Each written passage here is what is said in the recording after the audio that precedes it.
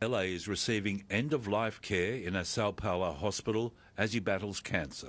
Tim Wharton with the details. Pelé, who is widely considered one of the greatest footballers of all time, was admitted to hospital in Sao Paulo this week to re-evaluate his cancer treatment. The 82-year-old had been undergoing chemotherapy, but doctors have stopped that and is now undergoing palliative care. He had a tumour removed from his colon in September 2021 and has been receiving hospital treatment on a regular basis. Pelé said in an Instagram post that he was at the hospital for a monthly visit and thanked his supporters for the positive messages he has received. The founder of a Queensland Indigenous environmental group working to revive the ocean says it's humbling to be honoured with a major prize in the International Earthshot Awards.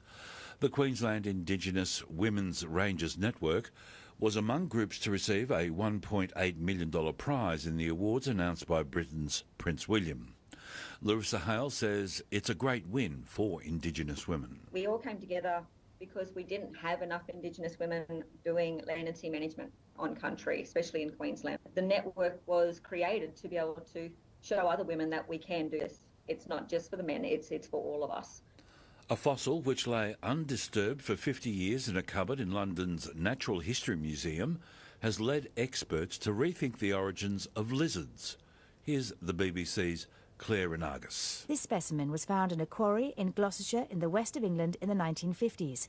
It was labelled wrongly and stored before finding its way to London's Natural History Museum. Recent analysis shows the long-tailed creature was about 25 centimetres long with sharp teeth. It has the hallmarks of modern lizards with bones in the head that allow extra flexibility in the jaws. The findings suggest that lizards began to diversify in the Triassic period alongside some of the earliest dinosaurs, rather than the Middle Jurassic period as previously thought. To cricket, and Australia needs 7 wickets on Sunday to win the first test against the West Indies in Perth. The West Indies are 3 for 192 at stumps on day 4, chasing a victory target of 498. West Indian captain Craig Brathwaite scored a century to frustrate Australia's bowlers. Earlier, Marnus Labuschagne added a unbeaten century to his double ton in the first innings. The Prime Minister says all of Australians will be watching on as the Socceroos go head-to-head with Argentina in the World Cup in Qatar. The game kicks off at 6 a.m. Eastern Daylight Time and will decide if the national football team makes it through to the tournament's final 8. Anthony Albanese says the team's performance has been magnificent and he's looking forward to the game. Lionel Messi is, of course, a legend of the game. But a good team always beats a good individual. And I look forward to the Socceroos continuing to make Australia proud. In golf, Adam Scott and South Korea's Ji Jae-shin are leading in the final round of the men's and women's Australian Opens at Victoria Golf Club in Melbourne. Scott eagled the final hole for a final round of 67. Shin also fired a 67. ABC News. ABC Radio Weather Update. I'm Zilla Gordon with the weather for Melbourne. Mostly sunny, high cloud increasing later in the day, winds northerly 25 to 35 kilometres, then becoming northwest to northeasterly 15 to 25 kilometres in the late afternoon. An overnight low of 17, Sunday mostly sunny with a top of 33, Monday showers and 22. You're listening to ABC Melbourne.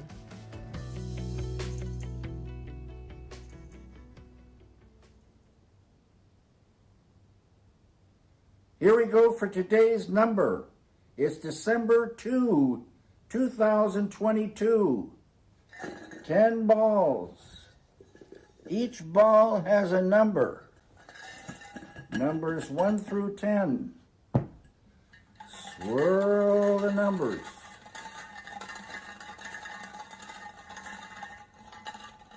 Pick a number.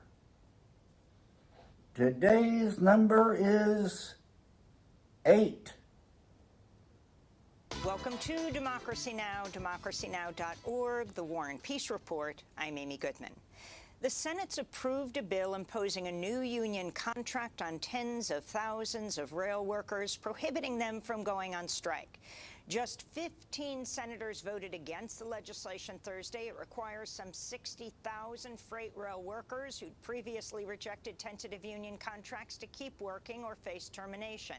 Senators rejected an amendment to extend bargaining by another 60 days. Another measure, which would have added 7 paid sick days, failed to break a filibuster after 42 Republican senators and West Virginia Democrat Joe Manchin opposed it.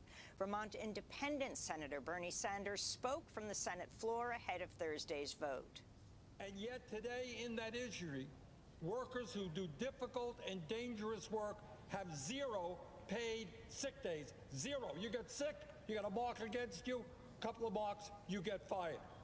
This cannot and must not happen in America in 2022. All 435 House Congress members and 100 senators are entitled to unlimited paid sick leave. President Biden, who pledged as a candidate to be the most pro-union president in U.S. history, has promised to sign the unpopular deal into law. The Supreme Court's agreed to hear a case challenging President Joe Biden's student debt relief plan. On Thursday, the court said it would allow decisions by lower courts blocking debt relief to stand while the case proceeds. Oral arguments are scheduled for February. Biden's plan calls for the cancellation of up to $20,000 in student debt each for tens of millions of borrowers. In a statement, the Student Borrower Protection Center said, quote, "Once again, the credibility of the Supreme Court rests on its ability to recognize what we all know to be true. Canceling student debt is legal and necessary to secure the financial futures of 40 million Americans." President Biden welcomed French President Emmanuel Macron to the White House Thursday evening for the first state dinner of Biden's presidency. The formal state visit came after Macron met Biden in the Oval Office, where they discussed trade policy and Russia's invasion of Ukraine. In a joint news conference after their meeting, President Macron said he planned to hold talks with Russian President Vladimir Putin in the coming days. Biden said he is ready to meet with Putin, but only if certain conditions are met. Bombing nurseries, hospitals, children's homes. It's sick what he's doing. But the fact of the matter is, I have no immediate plans to contact Mr. Putin.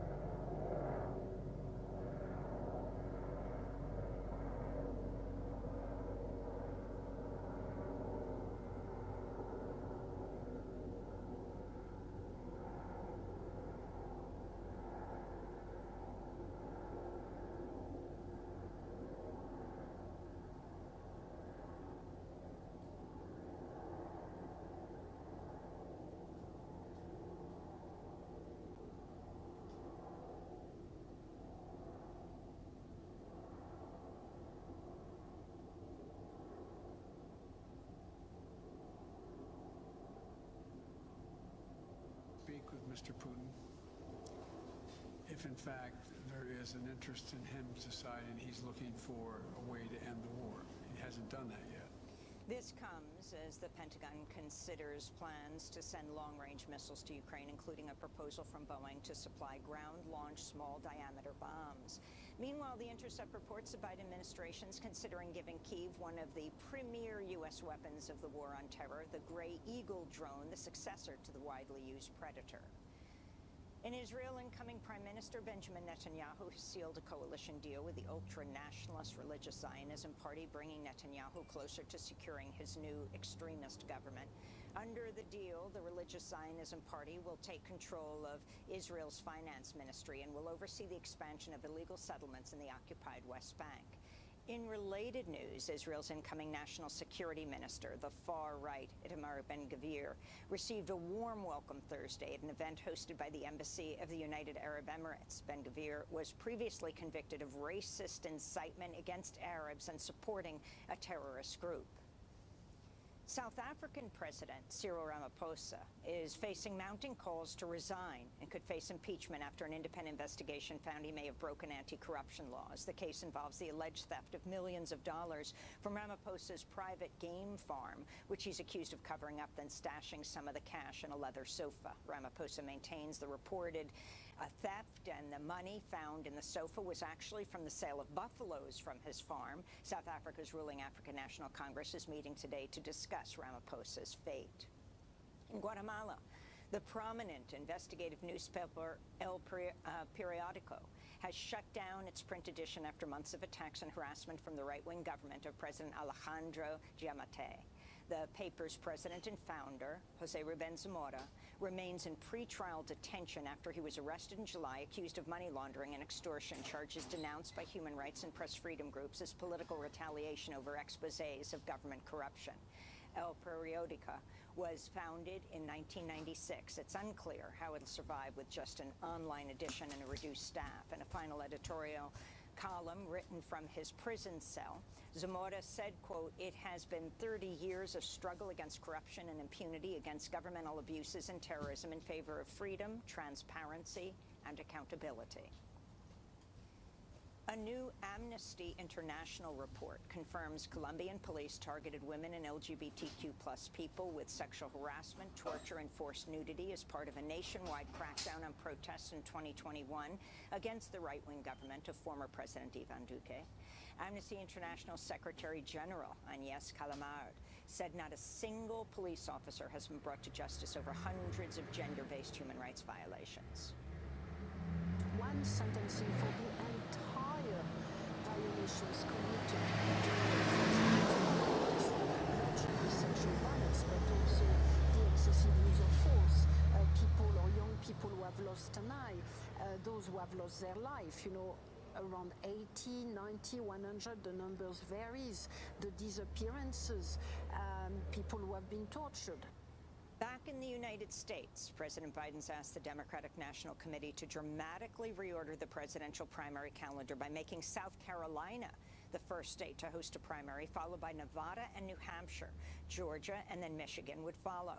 Biden said, quote, "We must ensure that voters of color have a voice in choosing our nominee much earlier in the process." Biden also said caucuses should no longer be allowed as part of the nominating process. The proposal was immediately rebuked by Democratic Party leaders in Iowa and New Hampshire, long accustomed to hosting the first contests of the primary calendar. A decision by the DNC Rules Committee could be delivered this weekend. In a major blow for former President Trump, a federal appeals court halted the review by a special master of documents seized from his Mar-a-Lago estate. The Justice Department will be able to fully resume its investigation into Trump's mishandling of classified materials. The three-judge court panel said, quote, "We cannot write a rule that allows any subject of a search warrant to block government investigations after the execution of the warrant, nor can we write a rule that allows only former presidents to do so." And in Texas, survivors of the mass shooting at Robb Elementary School in Uvalde have filed a $27 billion class action lawsuit against the city, the school district, and multiple law enforcement agencies and officers. Families are demanding accountability for the series of failures in responding to the May 24th massacre. Officers waited 77 minutes before confronting the gunman as he claimed the lives of 19 school children and their 2 teachers. The lawsuit follows a similar suit filed this week by the mother of 10-year-old victim Eliana Cruz Torres. And those are some of the headlines. This is Democracy Now!, democracynow.org, The War and Peace Report. This will shock you. People are borrowing less to buy houses. Official data shows housing loan commitments fell 2.7% in October. That's its 9th consecutive month of decline. And on an annual basis, loans down 17%. Hardly surprising, given this is what the RBA's record-breaking rate blitz looks like so far, compared to other hiking cycles. The RBA meets next week, and expectations are it will raise by another 25 basis points, which will take the cash rate to 3.1%. And then it might be some time before it moves again, because there's emerging evidence that it may have dealt with the inflation issue. The ABS now pumps out monthly and quarterly inflation data. Now, notwithstanding one of the quarterly measures, the trimmed mean, the rate of change is heading down, much like it has in many other economies. What does that mean for house prices? Well, most likely they'll continue to fall, as most buyers have had their borrowing capacity cut by at least 20% so far, and that won't turn around soon. But perhaps investors might come to the rescue. Rents are rising, except in regional areas, which went silly during COVID. The local market went backwards today, but it's up for the week. That's made it a 6-week winning streak. Santos dropped after the Fed court blocked its $4.7 billion offshore gas project. And a little WA gas company, Warrego, happily finds itself in the middle of a bidding war between Gina Rinehart and Beach Energy. A muted night on Wall Street following the previous night's Fed-induced exuberance, while the Australian dollar remains above 68 US cents, helped by a China opening up inspired rally in commodity prices. That's finance. Federal and state governments are due to negotiate a new funding agreement for our schools. It comes at a time when private schools are receiving more and more funding, while the public sector is being run into the ground. Because of sweetheart deals being struck by previous governments, both Labor and Liberal, private schools increasingly have the cash to outcompete with the public sector. Public schools are in danger of being poorly funded social safety net, while private education becomes the default option. It is no exaggeration to say that public education as we know it may cease to exist unless radical funding reallocations are made. Minister Clare knows this, and he has said that the educational divide between rich and poor, I quote, ricochets through generations. But his words are not being met by action. As Gonski panel member Ken Boston says, the Gonski reforms have been politicised, bastardised and cherry-picked. No other country in the developed world pumps as much money into private schooling as Australia does. With every stitched-up budget, with every hamstrung bilateral agreement, with every cent extra for private schools, our kids' futures get darker and the inequality gap gets wider. This is the last chance for public schooling in Australia. If we don't start pumping money into the public sector and taking it away from overfunded private sector, we are giving up on equity in Australian education. I want to turn next to unemployment. And here I just want to get the facts out there so that we stop talking about unemployment with that bizarre minimization that characterizes most public discussions of the topic. First of all, are there many or few? There are many. At a time when the President of the United States boasts, as he does repeatedly, that unemployment is down to the lowest in a long time, that's correct.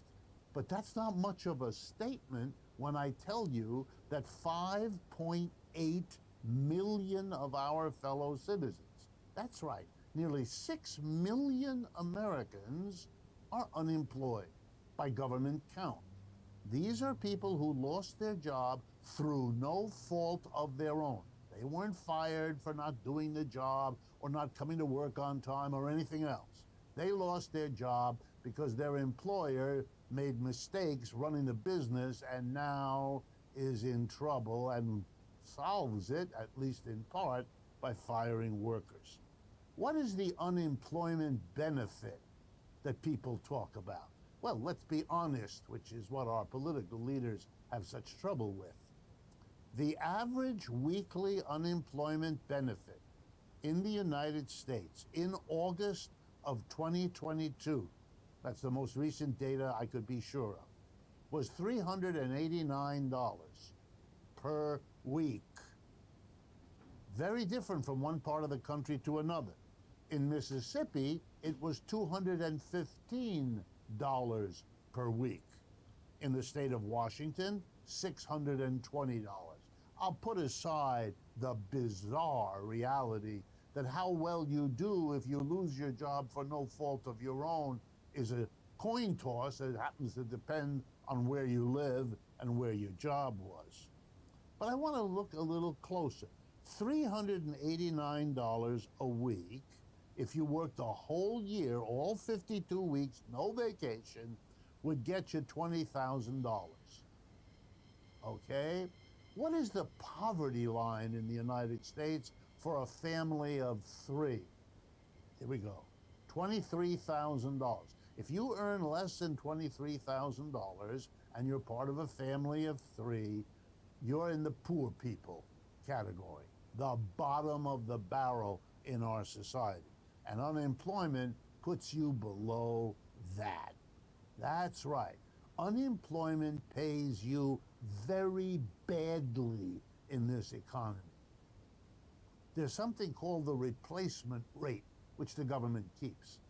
And that measures how much of the wage you were earning before you went unemployed, before you lost the job, how much do you get in unemployment insurance relative to what you were earning? Here we go. As of the first quarter of 2022, that number was 39.2%. That's right. 40% of what you were earning before you went unemployed is what you get. So when someone tells you how the unemployed have it good, look at them and realize you're talking to someone who's either ignorant or has some kind of hustle to pull by pretending unemployment is anything other than the scourge we impose on 6 million of our fellow citizens who lost their job, and I quote, through no fault of their own. I mean, it's extraordinary what we are doing to these people. And now let me point out also that the number of weeks that you're eligible to get it varies in this country. It goes from roughly 26, half a year, down to 13 some states. After 13, you're on your own, Jack. You now qualify for the most extreme poverty kinds of help. You know, standing online at the church in order to get that free meal once a week, or going on charity supports of one kind or another. It's a remarkable way of treating, again, the 6 million plus, because that doesn't count the people who are out of unemployment and are not anymore counted, who are living under these conditions in a country that boasts it's one of the richest in the world.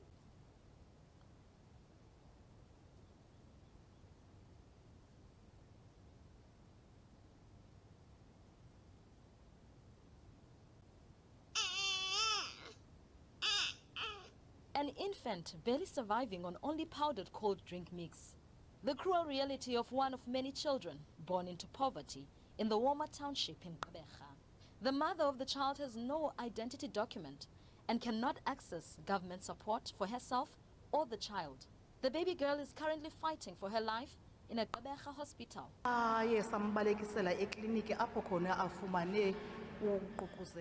We rushed the child to hospital, where she got intense attention because of the condition the child was in. They had her on oxygen and an ambulance took her to another hospital, where she got drip and oxygen again. She's been there for over 2 weeks now, and she's still in a critical condition. In the same community, another mother is concerned about the next meal. Nomqondiso, not her real name, has 3 children. She is unemployed and does not receive any child grant. Her heart aches every time her children go to bed hungry. Sometimes I ask from my neighbors for something to eat, but sometimes, just like 2 days back, we went to bed without a meal. We accepted that. A lady close by always helps. She gives my kids porridge every morning. We rely on handouts for survival. Child-headed homes are prevalent in this area, and also a growing trend of unregistered children born to unregistered parents. Some of them are child-headed families. Some are women, they are not working. They have, in terms of in numbers of the children of the household, you can even come to the house that between 4 to 8 people in one house. Even not an RDP house, a shack, maybe 2-room shacks. So that on its own shows that a high rate of poverty. The Department of Social Development has vowed to step in and assist. But we've also enrolled the 30 children with malnutrition into our nutritional program, where we'll be giving them breakfast packs for a period of 10 months. Working with the Department of Health, we'll be monitoring their growth and development in this 10 months. But SASSA is also there to make sure that those children get their child support grants in this December, because children are eligible for child support grants even without birth certificates, at least for a period of 3 months, whilst the parents are sorting out the documentation with the Department of Home Affairs. Earlier this year, 7 children also died in Butterworth due to malnutrition. It is estimated that 72% of the population of the Eastern Cape live below the poverty line. Anda Ngonji, SABC News, Gqeberha.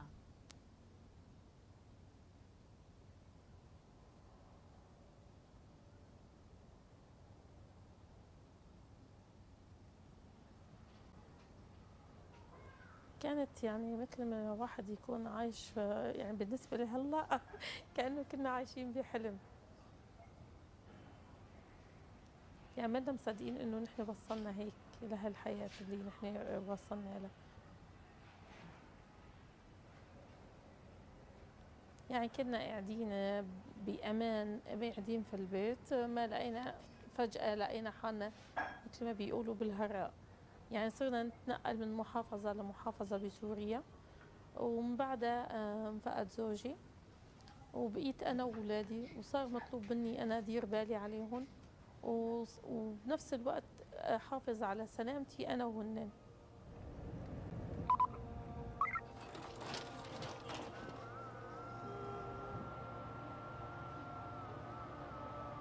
I'm here in eastern Aleppo, a city in Syria, a city that no doubt you heard about during the conflicts that devastated up to 40% of this place. Now, I want to introduce you to somebody incredible. Her name is Gofran, a budding Taekwondo star who suffered immense loss. Her husband, her 2 brothers, personal injury on herself, losing part of her hand. Where we're going to go speak with her is where she stays now, because where she used to live was right here. Her apartment, utterly devastated.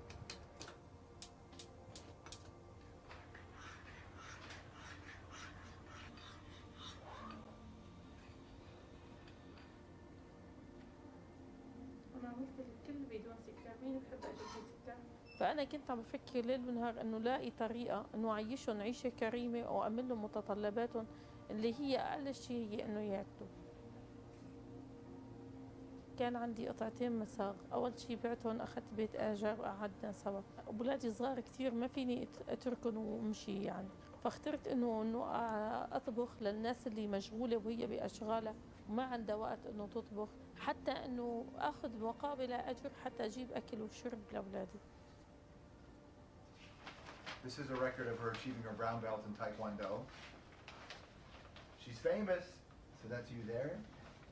حسيتها بالنسبة لي التايكواندو مثل دم اللي بيمشي بالعروق صارت التايكواندو. دخلت اللعبة يعني بإرادتي وبكامل إرادتي وبدون علم من أهلي ما أخبر إنه أنا بلعب تايكواندو. هون كمجتمع نحن عايشينه بيرفضوا إنه البنت تلعب تايكواندو. When your parents found out, how did they react? يعني شافوني بنت كثير قوية، ما عاد يحسوا يسيطروا علي. أول شيء وصلت للبكالوريا، كنت على أبواب جامعة، يحسوا هن بقى لا يضربوني ولا يمنعوني من إنه أضرب.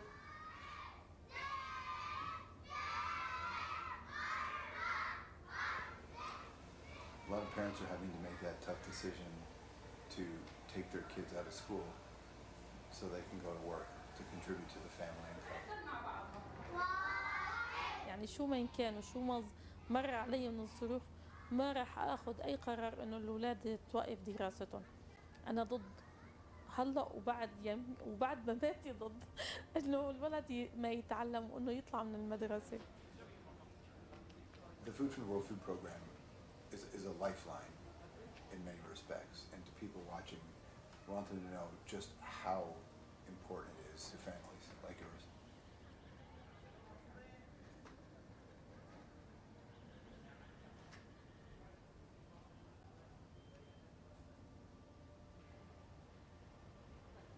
أنا أول شيء بتشكرهم على المساعدات اللي عم يبعثوها، لأنه يعني نحن للأسف يعني بزمن الحرب ما بقى في أي وسيلة معيشة ونتيجة الحرب اللي عايشينها. يعني هي اسمها مساعدات وفعلا عم تساعد الشعب كلياته، يعني كثير عم تساعد فيها. مثل يعني بالنسبة لي يعني أسرة بدون رجل، يعني عم تساعدنا كثير بتقطع أول شيء 15 ل 20 يوم معنا. Your kids are old enough to know what's going on around them. How do you talk to them about everything that you're experiencing now as a family and as a country? يعني شافوا الشيء لازم ما كانوا يشوفوه، انه شلون الشباب انه متقتله وشلون انه يعني شافوا شغلات كثير قاسيه. الاهل يعني الام وقت عم تحكي هيك مع اولادها هي من جوا عم تتمزق على الشيء اللي هي شافته معه. بس بقول له ماما نحن نعتمد على نفسنا حتى ما نعتاز حدا غيرنا وحتى ما حدا يتعالى علينا. نكون نحن سيدين الموقف بكل الامور وما حدا له منية علينا. I would imagine it's sometimes all so overwhelming.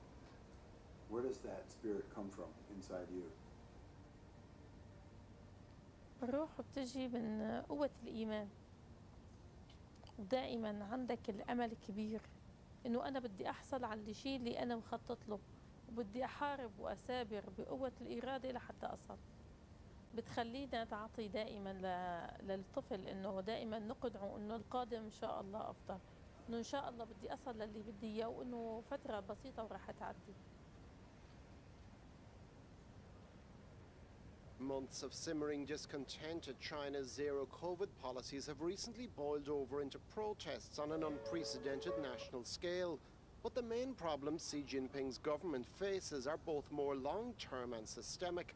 These include high youth unemployment, a massive housing bubble, an aging population, and the country's increasing political isolation. The Communist Party has derived much of its legitimacy from the rapid economic development of the past 3 decades, with many willfully trading civil liberties for rising prosperity. But growth has slowed significantly this year, with the economy hampered by lockdowns and the country's all-important export sector at risk of losing out to rivals in Southeast Asia and India. Now China's position as favorite destination of foreign direct investment is seriously challenged. It's not just COVID, it's also the Western territories, it's also the geopolitical isolation. Apple, they are planning to start the production of their new iPhone 14 in India. So India being free, more open, more innovative. China's youth unemployment rate, which hovers around 20%, also threatens to further stifle growth and possibly breed more discontent. The country's sluggish construction industry is also a headache, with numerous unfinished developments leaving home buyers with no homes to move into. The government this week called on banks to lend more money to developers to help the sector get back up and running. But with many regional banks stretched to breaking point by previous directives to lend, that could be easier said than done. Elon Musk has picked a public fight with Apple, and there are at least 2 companies that may be glad he did. They are music streaming giant Spotify and Epic Games, maker of the popular online game Fortnite. Both have not been happy with Apple's 30% fees in its App Store. And now neither is Musk. Musk, whose recent purchase of Twitter has stirred more than a few controversies, on Monday criticized the fee Apple charges software developers for in-app purchases and posted a meme suggesting he was willing to go to war rather than pay that fee, a tweet that he later deleted. Spotify has previously submitted antitrust complaints against the iPhone maker in Europe, and Epic Games sued Apple in the US in 2020. Apple, for its part, has said the commissions help it fund reviews of apps to ensure consumers are not exposed to fraudulent, pornographic, or privacy-intrusive apps. In a series of tweets, Musk on Monday also suggested Apple had threatened to block Twitter from its App Store, although he did not explain why, and questioned whether Apple supported free speech. Apple, Twitter, and Spotify did not immediately respond to requests for comment. It's dusk in Kaweni, the last chance for these youths to play outside before it gets too dangerous. With local authorities nowhere to be seen here, neighborhood groups run by volunteers like Ibrahim have stepped in to fill the void.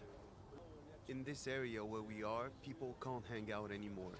The only reason there are still people now is because there's a bit of sunlight left. This was one of the epicenters of the violence that broke out 3 weeks ago in Mayotte. Since then, Random attacks have left people paralyzed by fear. Ibrahim and other volunteers are going on a nighttime patrol to keep an eye out for signs of trouble and reassure residents they're not alone. It's a job that many say the state itself should be doing. Instead, these people say they've been abandoned by the French government in Paris, thousands of kilometers away, and left to fend for themselves. France is a world power. How is it that a power is unable to govern a tiny island like Mayotte with so few people? Until now, the state hasn't been able to handle the violence. Over 3/4 of Mayotte's population lives under the poverty line, far higher than anywhere else in both France and the European Union. In Kaweni, slums spill up the hillside. We meet a young mother from neighboring Comoros who was granted a 2-year residency permit. She'd hoped it would give her children a better life, but now she fears for their future. Today we're more scared than before because the children who aren't happy ruin other children's lives when they should be going to school. Now when my kids go to school, I'm anxious until they're safely back home with me. We're scared at night. We worry about what's happening here in Mayotte. For now, an Belarus. uneasy calm appears to have settled over these islands. But with such unpredictable outbreaks of violence, everyone knows it won't last long.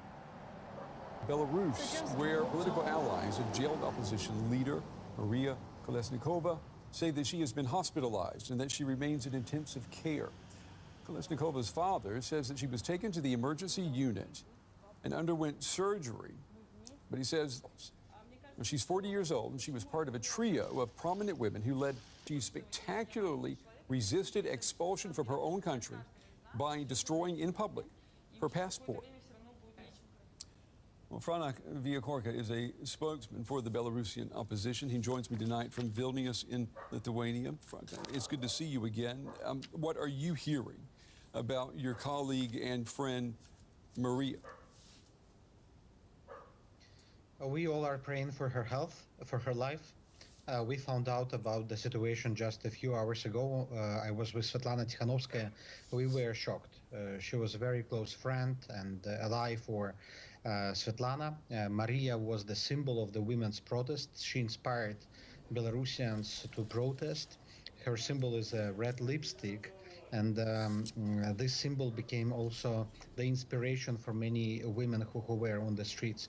And right now this symbol is in jail, is incarcerated, struggling for her life.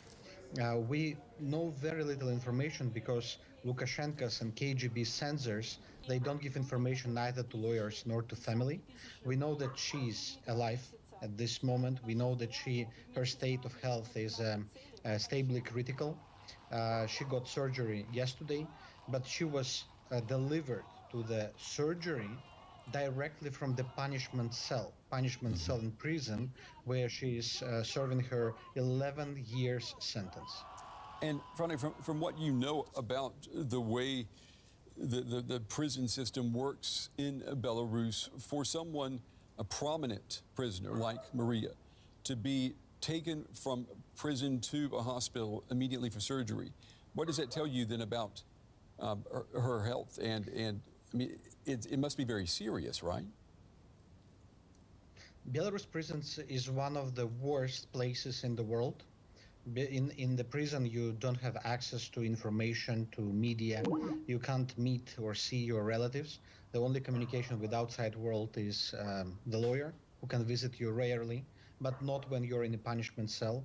People are often from prisons brought to outside, to the small yard near the prison, and kept frozen for hours.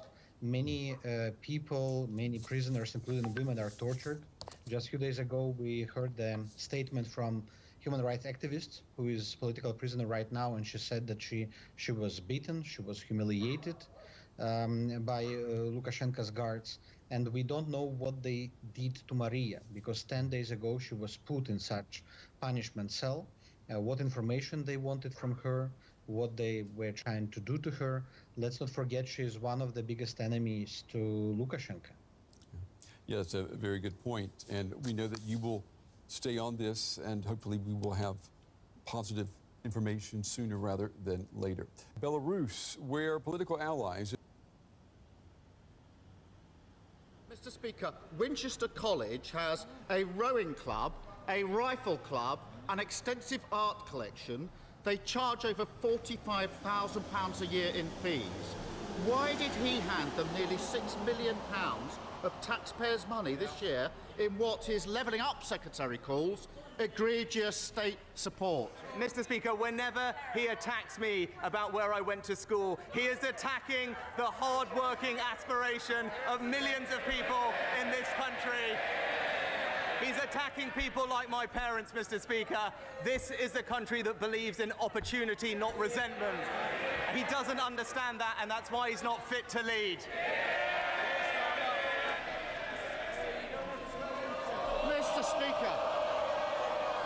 Mr. Speaker, if he thinks the route to better education in this country is tax breaks for private schools in the hope they might hand that sum down to state schools, that's laughable. Trickle-down education is nonsense. He talks about his record. It's simple. He can carry on being pushed around by the lobbyists, giving away £1.7 billion to private schools every year, or we can put that money to good use. In the Tory scandal, he talks about his record. Hundreds of thousands of children leaving school without the qualifications that they need. I've made my choice. What's his? Prime Minister. Mr. Speaker, we're improving school standards for every pupil in this country. It's our reforms that are leading to us marching up the PISA league tables for reading, for writing, more good and outstanding schools, more investment in every single school. But he talks about choice. This is about supporting aspiration, Mr. Speaker, and that's what this government is proud to do. Mr. Speaker, he really does need to get out more. And he talks about aspiration.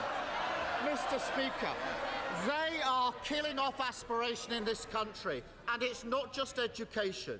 Why is the dream of home ownership far more remote now than it was when his party came into power 12 years ago? Prime Minister. Well, Mr. Speaker, what have we done in those 12 years? The highest number of new homes started in 15 years. Largest number of first-time buyers in 20 years.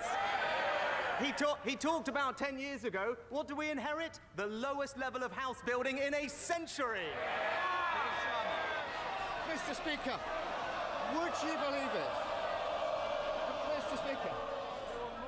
Mr. Speaker, the simple fact is this. Every year, the age at which people can buy their first home goes up. I've heard he's having a relaunch. Apparently, it's called Operation Get Tough.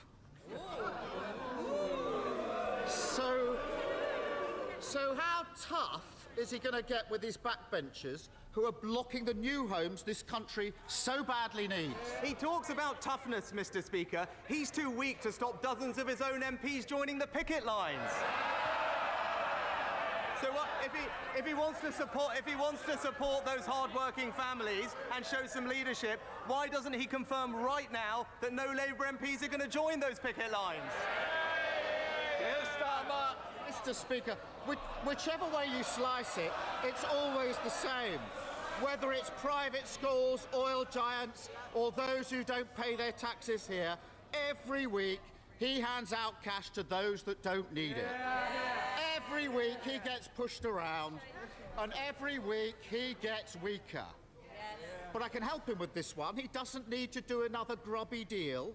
If he wants to defeat that amendment from his anti-growth backbenchers on national targets for housing, Labour will lend him the votes to do so. Country before party, that's the Labour way. Why doesn't he try it?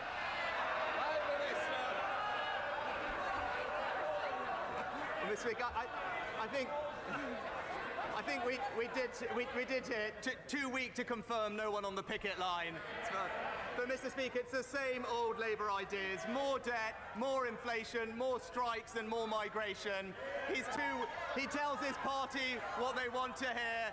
I'll take the difficult decisions for this country, and that's the choice, Mr. Speaker. It's the politics of yesterday with him, or the future of the country with me.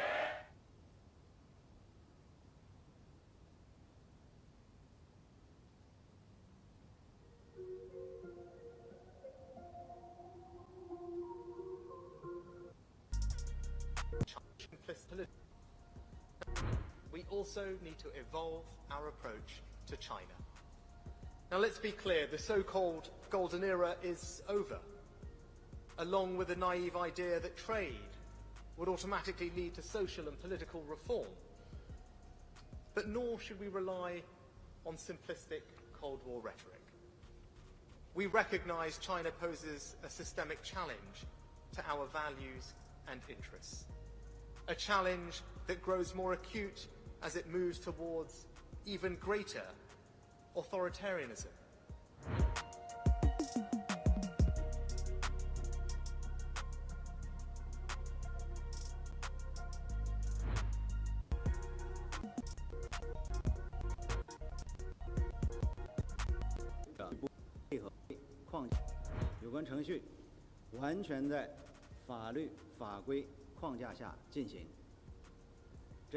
BBC 记者在警方执法过程中拒不配合，却做出一副受害者的样子，而 BBC 则立即歪曲事实，大肆炒作 BBC 记者在工作中被警方所谓逮捕、殴打，把脏水泼向中方。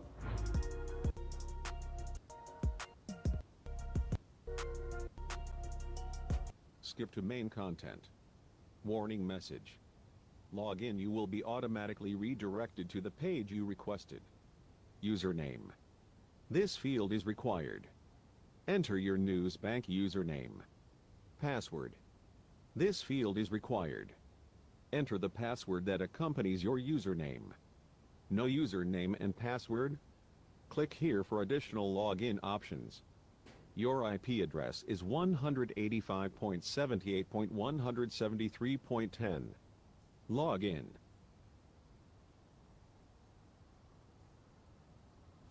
Well, the live stream that you're watching right now wouldn't be possible without our partnership with the Department of Education. And it really is a perfect fit because they have a range of programs that are really looking to turbocharge the research sector. The first Assistant Secretary of the Research Division for the Department of Education, Dom English, joins me now. Good morning to you, Dom, and thank you for taking some time out to have a chat. Australia's Economic Accelerator is a pretty massive program, $1.6 billion. How does it work? So early days, we're still setting up how the scheme will operate, but this is really, I think, an exciting and new experiment in how we might use public funding to accelerate research in Australia.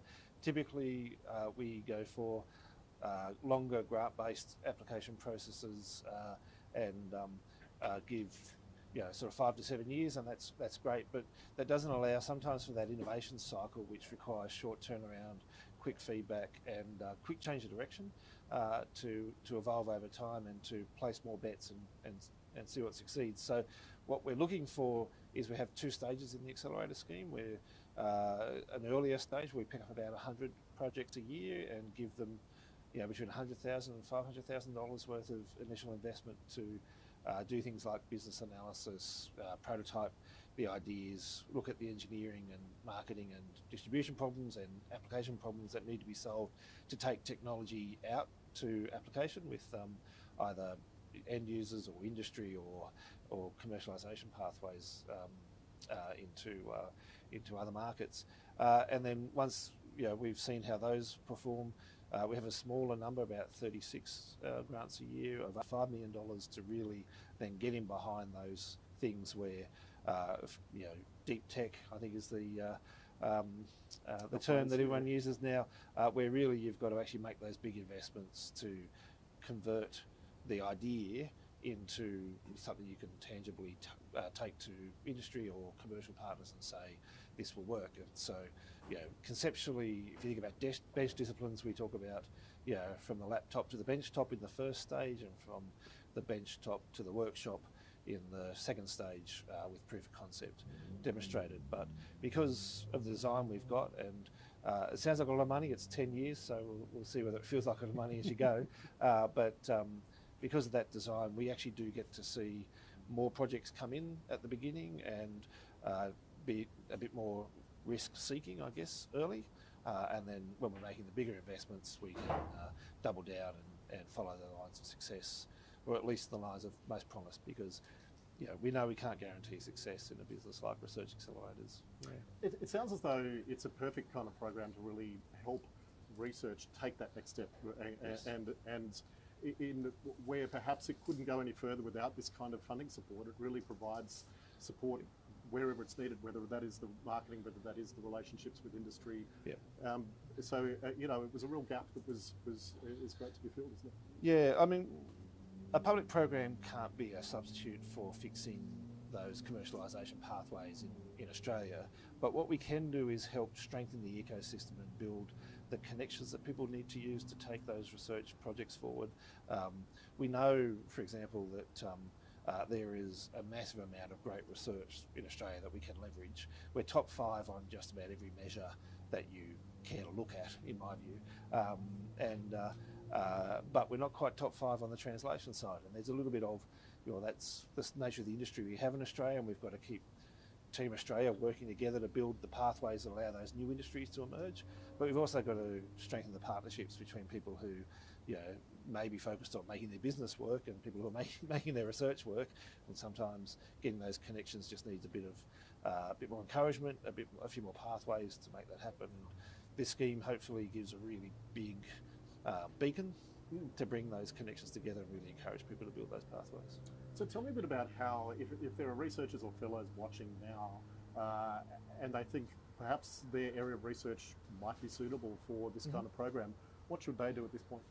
So at this point, we're in the let's develop it phase, and let's talk to a whole lot of experts about what the priorities should be and how the momentum should be gained. So first point would be keep an eye on our website.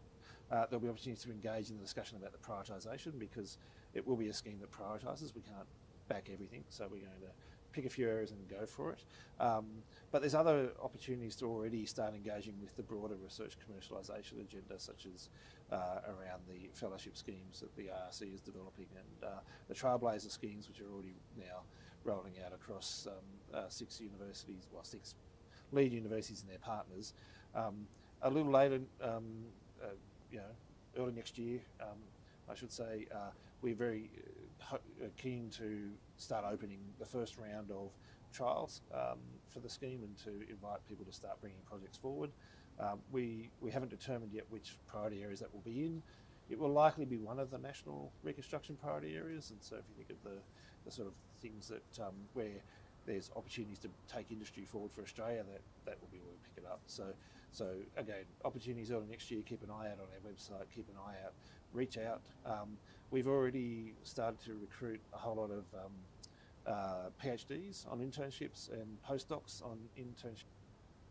This to help design the scheme, because we're really committed to saying to people in the research community, if it helps you build a diverse research career by actually understanding commercialisation pathways and partners and the ecosystem, then come and work with us on implementing the scheme, and then when you go back out, you'll be better placed for taking advantage of both the scheme and other opportunities in the ecosystem.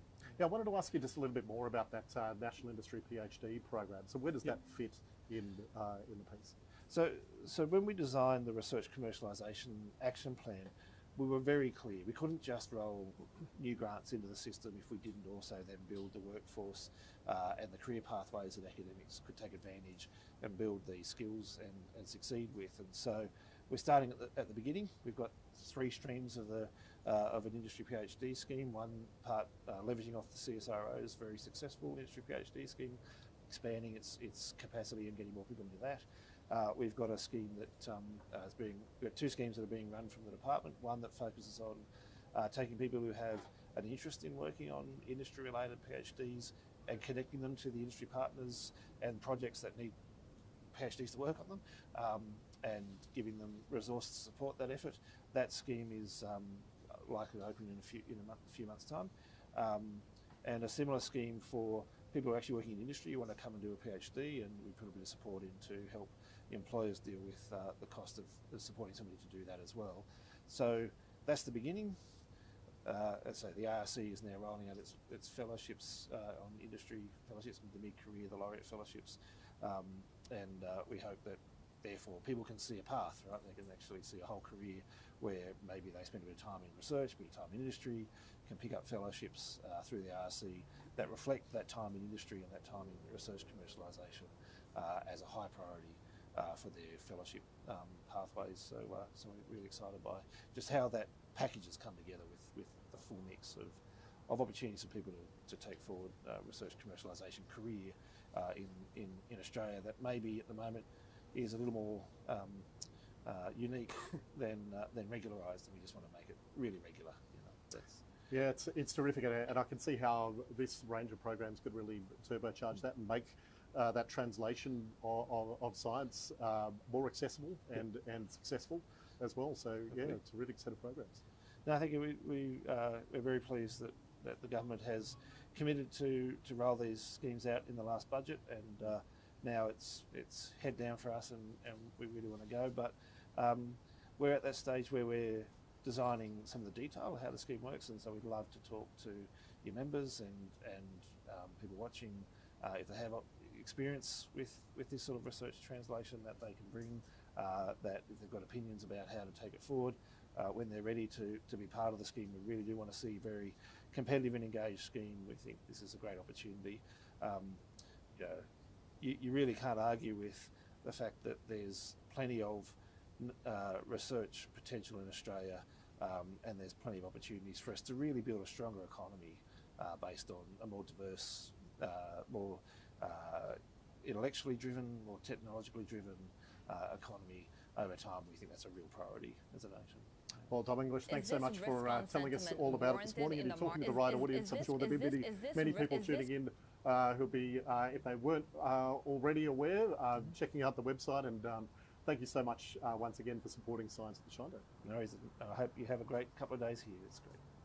Is this risk-on sentiment warranted in the markets right now, when at the same time we continue to see more signals that the global economic picture may not be looking as healthy as before? Good morning, great to be with you. So we at the BlackRock Investment Institute, I guess, are a little bit cautious. We think actually the rise in equities that we're seeing is something maybe the Fed actually actively doesn't want to see.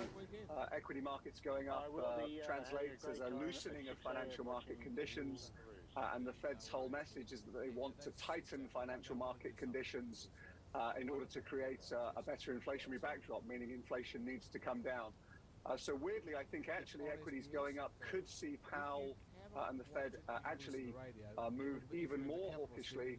And I thought that the chair's comments today were sort of in line with that, hinting that there's potential for them to go further, higher than maybe the market implied peak at the moment of about 5%. They might go higher than that, I think is possible, increasingly possible, as I say, as equities rally, and they might stay there. So I thought Powell's message was quite hawkish, not so much in terms of the tapering, the slowing pace, but they might go higher and they might persist higher for longer, because bringing inflation down is very important. 8. Didn't even have that one. Here we go. It looks like a 6, which is Peter in Dunsborough. Congratulations, Peter. You are our winner. Just give us a call back if you can. 1300 800 222. 1300 800 222. Did I mention it? Bernice has the Beetle Barkers on tape. How beautiful. Bernice, thanks very much for that. After the news, Alex in Spain.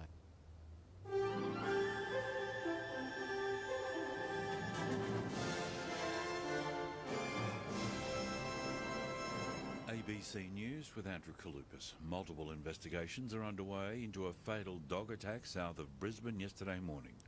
George Roberts reports. Police, WorkSafe and the Logan City Council will all investigate how 42-year-old Kane Minion died after being attacked by dogs on a Greenbank property. The Marsden man was working as a subcontractor for Downer, reading electricity meters for Energex at the time. Acting Inspector Gary Worrell says police are preparing a report for the coroner and WorkSafe has been notified. I think at this time it's just a terrible accident, but those inquiries will be run out. The 2 dogs impounded by council will be kept until all investigations are complete and a decision is made about whether to put the animals down. British military intelligence claims Russian forces are attempting to encircle the eastern Ukrainian town of Bakhmut. The BBC's Jessica Parker reports the fall of the town would open the way to capture the two biggest Ukrainian-held cities in the region, Kramatorsk and Sloviansk. The Ministry of Defence says Russia has invested a large part of its military effort along a roughly 15-kilometre entrenched front line around the town. While it's thought Kremlin-backed forces have made some small advances along the southern axis, analysts also say it has been a relatively costly campaign. British intelligence states that the Kremlin has been prioritising Bakhmut since early August, with the possibility that capturing the town has become a primarily symbolic and political objective. Moscow has warned the European Union and the G7 against adopting a price cap on Russian oil. The Kremlin says the EU risks endangering its own energy security if it implemented the $60 a barrel cap agreed on Friday. The Western allies, including Australia, have adopted the measure to try to starve Vladimir Putin of one of Russia's biggest sources of revenue that's helping to finance the Kremlin's invasion of Ukraine. A crackdown on Russian oligarchs assisting the Kremlin's war against Ukraine is continuing after a businessman was arrested in London on suspicion of money laundering. Here's Tim Wharton. Britain's National Crime Agency says 50 officers raided a suspect's multi-million-dollar home in London, seizing a number of digital devices and a significant amount of cash. The businessman was arrested on suspicion of money laundering, conspiracy to commit perjury, and conspiracy to defraud the Home Office. Another man who works at the suspect's residence was also arrested after he was seen leaving the property with a bag containing thousands of dollars in cash, while a third man was arrested at his home in the Pimlico area of West London on suspicion of offences including money laundering and conspiracy to defraud. Brazilian soccer great Pelé is receiving end-of-life care in a Sao Paulo hospital as he battles cancer. Widely considered one of the greatest footballers of all time, Pelé was admitted to hospital in Sao Paulo. The 82-year-old has been undergoing chemotherapy, but doctors have stopped that and he's now undergoing palliative care. On Instagram, Pelé said he was at the hospital for a monthly visit and thanked his supporters for the positive messages he has received. New South Wales peak hospitality bodies have welcomed a government recruitment campaign that aims to ease staff shortages across the sector. The 5-week campaign includes social media ads that will drive job seekers to a hospitality career site where they can explore a range of courses and vacancies. The Australian Hotels Association says it's a step in the right direction as regional and urban pubs are desperate for workers as they prepare for the busy festive season. To sport and in cricket, Australia is in the box seat to win the first test against the West Indies in Perth, needing 7 wickets on the final day. The West Indies are 3 for 192, requiring 306 more runs to win. Australian coach Andrew McDonald says the West Indies batters will be difficult to get out. Looking at the West Indies batting over a period of time, they've been really disciplined. They apply themselves. They're hard to remove, and that's been a trend for the West Indian sort of top order for the last sort of 12 months. So we're expecting nothing less.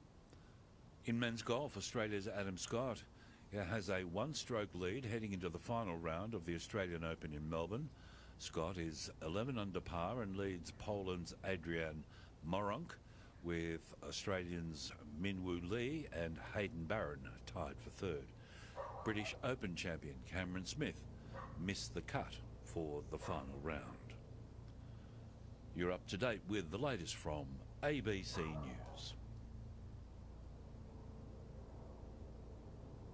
ABC Radio Weather Update. I'm Zilla Gordon with the weather for Melbourne. Mostly sunny, high cloud increasing later in the day, winds northerly 25 to 35 kilometres, then becoming northwest to northeasterly 15 to 25 kilometres in the late afternoon. An overnight low of 17, Sunday mostly sunny with a top of 33, Monday showers and 22,